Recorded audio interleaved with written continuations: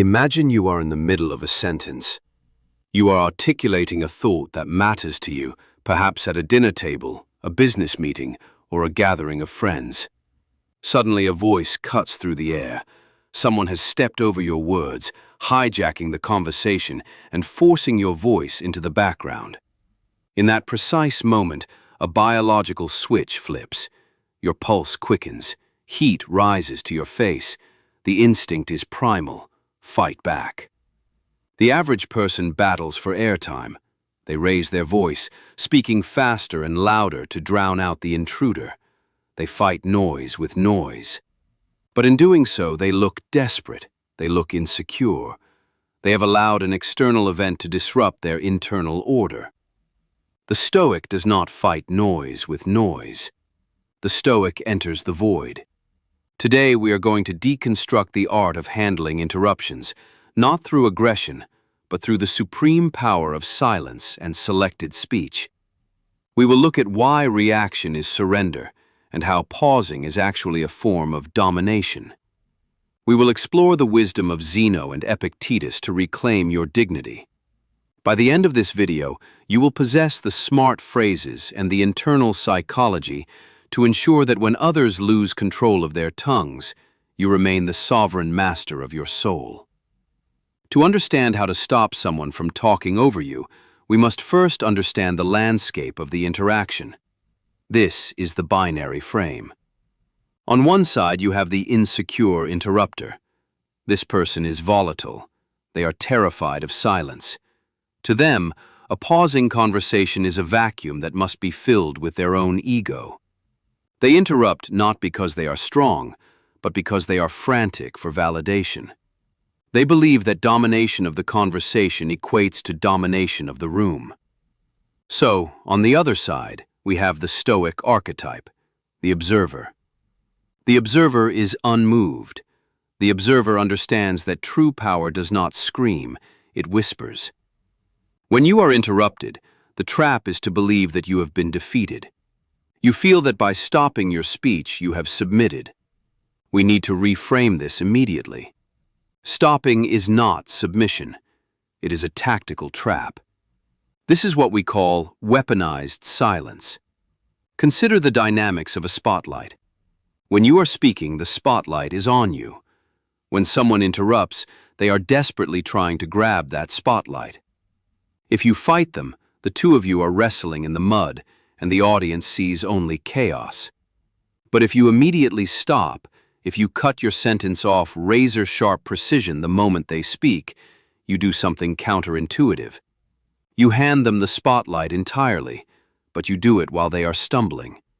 You leave them alone in the room with their own rudeness. You force them to fill the awkward space alone. This is the essence of dignity. As the Stoic philosopher Zeno of Citium famously said, "We have 2 ears and 1 mouth, so we should listen more than we say." Zeno was not telling us to be passive doormats. He was reminding us that listening and the ability to wield silence is a sign of superior character. The greatest minds in history viewed the compulsion to speak as a flaw of character, a leak in one's self-control.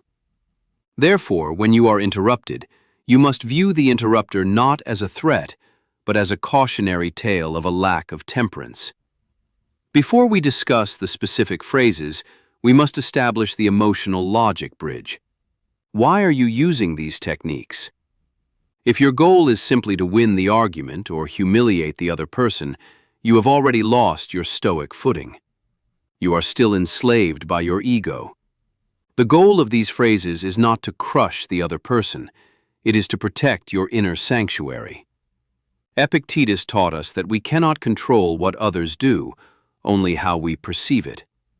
If you use these phrases to snap back or be petty, you are letting their lack of emotional control dictate your state of mind. Instead, say to yourself, "I will master my tongue, so I remain the master of my soul." When you refuse to be rattled, you win a victory far greater than the argument. You win the victory of composure. With that foundation of stillness and authority, Let us examine the specific phrases and nonverbal cues that stop an interrupter in their tracks. Phrase 1. I noticed you have something to say. Go ahead, I will wait. This phrase is devastatingly effective because it utilizes the binary frame. The interrupter expects resistance. They expect you to compete. When you immediately stop and verbally roll out the red carpet for them, you remove the tension they were pushing against. You are effectively saying, I am so secure in my position that I can afford to let you speak. Notice the vocabulary here. It is measured. It is polite. But the subtext is heavy. By saying, I will wait, you are implying that the conversation cannot proceed until they are finished and that you will return to your point eventually. You are the adult in the room, waiting for the child to finish their tantrum. You maintain your dignity by refusing to compete for the floor. Phrase 2. Please finish your thought, then I will finish mine. This approach appeals to the concept of justice and fairness, which are central Stoic virtues.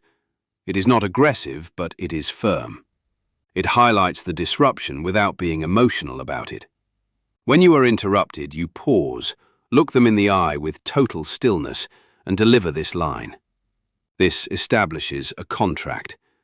You are granting them permission to speak, but you are also booking your time slot for immediately after. It signals to the interrupter and everyone else listening that you have not forgotten what you were saying, and you do not intend to let the thought die. It frames the interrupter's behavior as disorderly and your behavior as structured and logical. Phrase 3. Total silence. Sometimes the smartest phrase is no phrase at all. This is the ultimate application of weaponized silence. When the interrupter cuts in, you stop instantly. You do not sigh, you do not roll your eyes, and you do not look away. You look directly at them with a neutral, unmoved expression. You wait. You let them talk. Eventually, the interrupter will sense the lack of friction. They will feel the weight of your gaze. They will likely stumble, ramble, or trail off. They are looking for a reaction, anger, annoyance, submission. When you give them nothing but a mirror reflecting their own volatility, they often become unsettled. Once they trail off, you wait one extra second, a sovereign second, and then you say, as I was saying, you pick up your sentence exactly where you left off, as if the interruption never happened. You treat their outburst like a passing cloud that momentarily obscured the sun, but did not change its course. This demonstrates ultimate temperance. Phrase 4. I want to hear your point, but are you interrupting because you feel I'm finished, or because you don't want to hear what I have to say? This is a higher intensity response, reserved for repeat offenders or those who are being intentionally disrespectful. It requires a tone of genuine curiosity, not sarcasm. A Stoic does not deal in sarcasm, they deal in truth. By asking this question, you force the interrupter to examine their own vibration. You are bringing the subconscious dynamic into the conscious realm. Most people interrupt on autopilot. They are driven by impulse. This question acts as a speed bump. It forces them to engage their rational mind and admit that they are breaking the social contract. Usually they will retreat and say, "No, I thought you were done. Please continue." You have reclaimed your authority without raising your voice. Phrase 5. I'm going to pause you there for a second. I wasn't quite done. There is a misconception that Stoicism is passive. It is not. It is active engagement with reality. Sometimes reality demands a boundary. If someone is speaking over you aggressively, you use a calm, low-frequency voice to hold a line. The key word here is pause. It implies you have the remote control. You are pausing the interaction.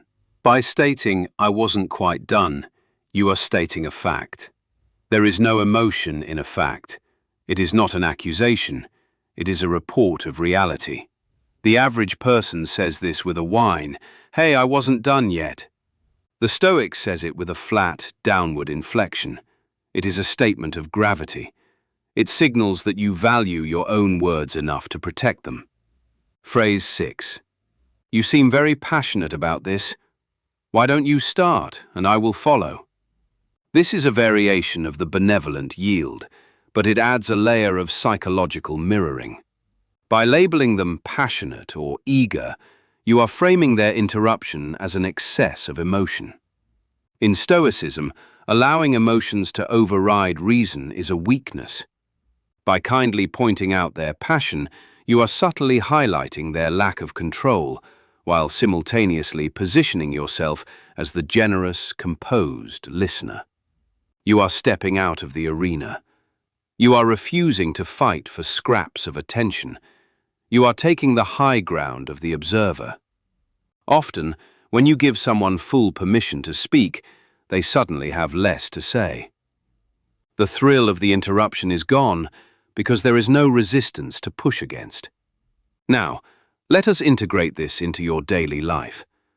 The next time you are interrupted, feel the vibration in your body. Feel the insecure interrupter archetype rising within you, wanting to fight, wanting to shout. Recognize it, acknowledge it, then let it go. Step into the emotional logic bridge. Remind yourself, I am not here to win a shouting match. I am here to maintain my dignity. Choose your response. Will you use weaponized silence? Will you use the benevolent yield? Whatever you choose, deliver it with the weight of the ancients. Deliver it with the knowledge that Zeno and Epictetus stood in the face of emperors and slaves alike, maintaining their composure. When you refuse to battle for airtime, you become a magnet. People listen to the person who speaks least, but speaks with the most weight.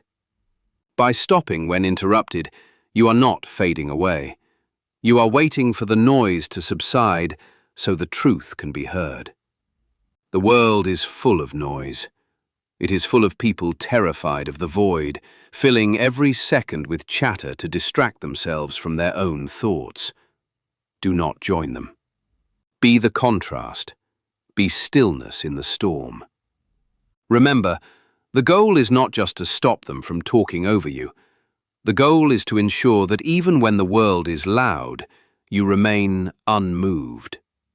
That is the Stoic way. That is the path of power. As you move through your week, try these phrases. Observe the results. You will find that when you respect your own silence, the world begins to respect your speech. If you found value in this reflection, and if you wish to join a community dedicated to the pursuit of wisdom and temperance, subscribe and turn on notifications.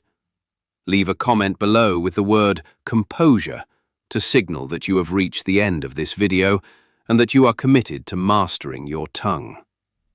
Stand tall, remain sovereign, and let your silence speak as loudly as your words.